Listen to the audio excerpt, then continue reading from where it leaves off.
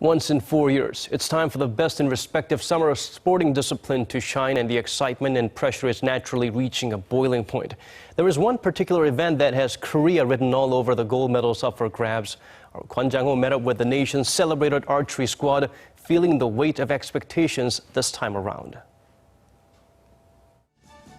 With a month to go, Rio is now in sight, and Korea's Olympic teams are making their final preparations.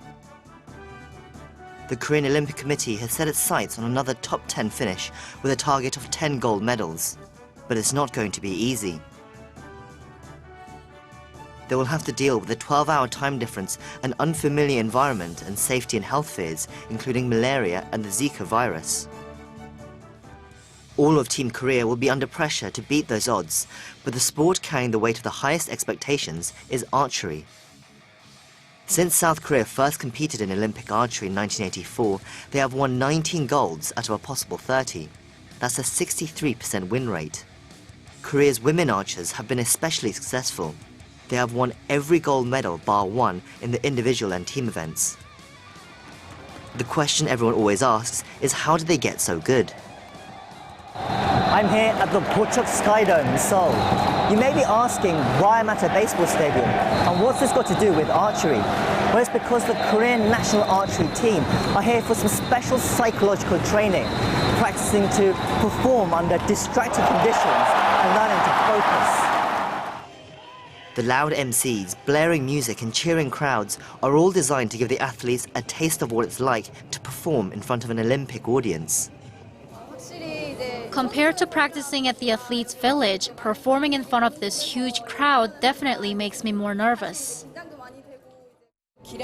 When our archers make mistakes in big tournaments, it's not because they lack skills, but they get affected by the atmosphere and it makes them not perform to their full potential. This is part of an extensive mental training regimen the athletes go through, and that Korean archery has successfully developed since the 80s.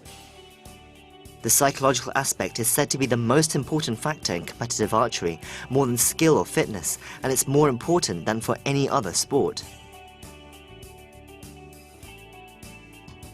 Although the exact nature of the training is kept under wraps, it involves a number of techniques, from visualization, where you imagine your best performance and remember that feeling, to biofeedback, where involuntary body movements or reactions such as blood pressure are analyzed using electronic equipment, and the athletes train to control them. Hard work and skill count for 95 to 98%. At big events like the Olympics, the competitors' fitness and skill level are similar, but the order of the medals is determined by how strong you are mentally.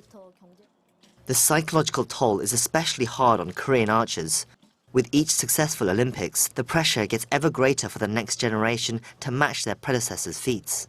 The media has been focusing on me possibly getting back-to-back golds, and I can't help but be aware of that. I always feel that pressure. I know I'm defending Korea's pride in archery, so I'm always aware of that burden. The coaching staff is doing everything they can to prepare the athletes. They've even set up their practice grounds in Seoul to match the look and feel of what they'll find in Rio, so the archers get used to the environment. We've been to Brazil 4 times already, and during those trips we measured everyone's biorhythms. Some take 4 days for their biorhythms to adjust and go back to normal. Some take 6 days. So even the littlest things are being covered. Even though Korea's record in archery has been exceptional, by paying attention to the smallest of details in their training and preparation, they're looking to leave nothing to chance. Kwon Jang-ho, Arirang News.